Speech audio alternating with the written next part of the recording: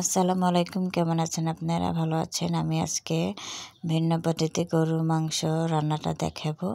তো পেঁপে আলুটারে আমি ভাজবো। প্রথমে হলুদ মরিচ পেঁপে আলুটাকে তেলের মধ্যে দিয়েছি, দেওয়ার পর হলুদ মরিচ আর লবণ দিয়ে এটাকে ভাজা ভাজা করে নিব।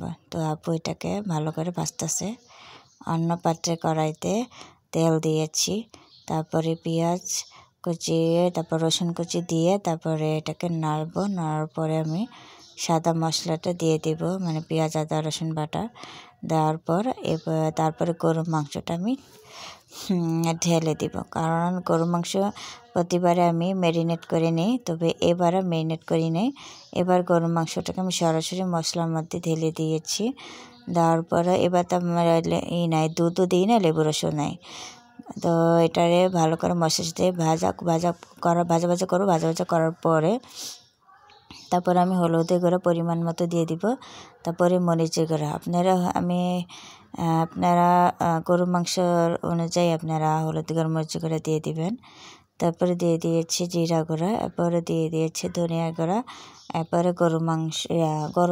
গরম মশলা গুঁড়া। আমরা এই গুঁড়ার পরিবর্তে আমরা এটা শাক বাটা দিই, আগে দিতাম। তো আব্বু ডায়াবেটিসে ধরা খাওয়ার পর এটা সমস্যার কারণে শাক বাটা খাওয়াটা কমাইছি, খাওয়া দাওয়া হয় না। তো এখন লবণ দিয়ে দিয়েছি। লবণটা দেওয়ার পরে আমি এটাকে ভালো করে কষাবো। একটু পানি দিয়ে একটু কষাতে থাকবো। তারপরে লং, এলাচ, দারচিনি, তেজপাতা এগুলা আমি উপরে দিয়ে দিব। দেওয়ার পরে আবার এটাকে কষাতে থাকবো। যত ভালো কষাতে হবে ততই গরুর মাংসটা টেস্টি হবে। একটু পানি দিয়ে আবার কষাচ্ছি।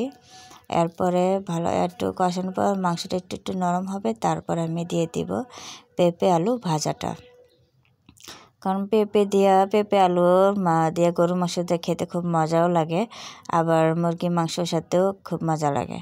তো ভাজা পেঁপে আলুটাকে আমি দিয়ে দিয়েছি গরুর মাংসের সাথে, দিয়ে আবার ভালো করে এটা একসাথে মিক্সড করে কষাতে থাকবো।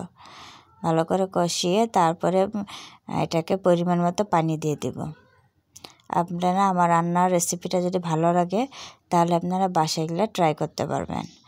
আর আমার পেজে সবসময় আপনারা সাপোর্ট দিবেন, লাইক ফলো দিবেন, কমেন্টস করবেন রান্নাগুলো কেমন হচ্ছে। আমার চ্যানেলে লাইক সাবস্ক্রাইব দিবেন, কমেন্টস করবেন আমার রান্নাগুলো কেমন হচ্ছে অবশ্যই জানাবেন। আর আমার জন্য দোয়া করবে, আমি সামনে যাতে আরও আগাইতে পারি।